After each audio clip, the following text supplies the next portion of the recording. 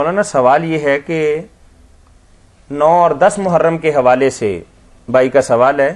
سوگ تو مولانا صاحب کسی کی وفات یا شہادت کے بعد ہوتا ہے، مگر محرم میں پہلے 10 دن تو سوگ منایا جاتا ہے، جبکہ شہادتیں تو 9 اور 10 محرم الحرام کے دن ہوئی ہیں.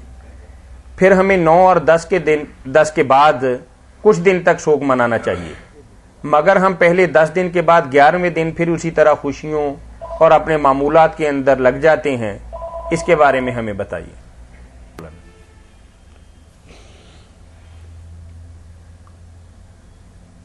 دینی نقطہ نظر سے تو بات واضح ہے کہ موت کے بعد ہی سوگ ہوتا ہے، وہ بھی اتنا لمبا نہیں ہوتا کہ وہ صدیوں چلتا رہے. دین اسلام میں صرف موت کے بعد 3 دن تک نہ سوگ کرنے کی اجازت دی گئی. عام میت کے لیے 3 دن تک سوگ ہے، صرف جائز ہے، کرے نہ وہ بھی پھر کوئی حرج نہیں. کرنا چاہیں تو باپ بھائی دوسرے رشتہ داروں کے لیے 3 دن تک وہ سوگ کر سکتے ہیں.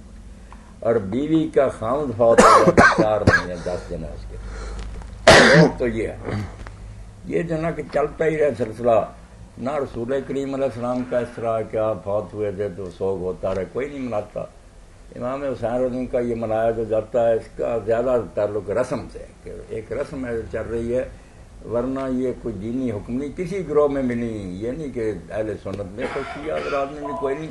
جی مولانا لوگ تو مسئلہ جو ہے وہ شیعہ سنی دونوں میں یہی ہے کہ موت کے بعد 3 دن سوگ ہوتا ہے، 4 مہینے 10 دن بیوی کے لیے ہوتا ہے. مگر اس بارے میں جو توجہ کرتے ہیں نا شیعہ حضرات، وہ سوگ سال نہیں کہتے عام لوگ ہیں سوگ. شیعہ علماء اس طرح اس کو بیان کرتے ہیں، وہ کہتے ہیں سوگ نہیں، احتجاج ہے کہ امت نے جو ظلم کیا اور اتنا بڑا سانحہ پیش آیا. ہاں تو سوگ وغیرہ نا اس کو سمجھیں. اگر سمجھنا ہے نا کوئی ہمدردی ہے آپ کو اس سے، تو آپ یہ سمجھ لیں کہ ہر سال وہ کہتے ہیں کہ امت کو جگانے کے لیے نا کہ لوگ اس واقعہ کو بھول نہ جائیں. اور اس کو تو ہر شخص مانے گا، ضد کی بات نہیں. میں کوئی یہ نہیں کہتا کہ یہ رسمیں وغیرہ ٹھیک ہے، مگر ہر بندہ یہ سمجھتا ہے کہ اگر اتنی فریاد نہ ہوتی رہتی تو لوگ اس بات کو بڑھا دیتے. میرے سامنے تاریخ کہ حکمرانوں نے امام حسین کی قبر جو بنی ہوئی تھی اس پر ہل چلا دیے، وہاں کھیتیاں کرائیں، سپاہی کھڑے کر دیے کہ یہاں کو سلام کے لیے قتل کر دو. ہر طرح انہوں نے کوشش کی کہ یہ بات دنیا کو بھول دو. علماء حضرات نے بھی فتوے دیے کہ واقعہ امام حسین بیان کرنا حرام ہے. السلام علیکم. کوشش کر رہے ہیں مسجدوں میں اور سب کو بیان ہوتا ہے، امام حسین کا بیان نہیں کرتا. اس لیے اس حد تک تو یہ بات ٹھیک ہے، لا یحب اللہ الجہر بالسوء من القول الا من ظلم، کہ ظلم ہوا ہونا تو آدمی کو چیخنے چلانے کا حق. رو کر امت کو بتاتے رہتے ہیں کہ پہلی صدی اور نواسا رسول حضور کے کندھوں پر سواری کرنا اور اس کا یہ حجت. اس لحاظ سے تو بات غلط نہیں ہے. باقی جو زیادہ زنجیریں اور پیٹنا دوسرا، میں جانتا ہوں شیعہ فقہ کو ان کو السلام علیکم کچھ نہیں، عوام کی رسم ہے. جی السلام علیکم. احتجاج تھی کہ واقعہ دہراتے رہے اور لوگوں کو بتاتے رہے. اس حد تک بات کوئی غلط نہیں معلوم ہوتی. مطلب آپ کا فرمانے کا معنی یہ ہے کہ یہ سوگ کی بجائے صرف یہ ہے کہ یاد دہانی کہہ لیجئے یا ظلم احتجاج کے خلاف آواز اٹھائی گئی ہے کہ ایسے مسلمان حاکم رہے ہیں اور ایسے کو تو مانتے. احتجاج کہنا تھی کہ ظلم کے خلاف احتجاج.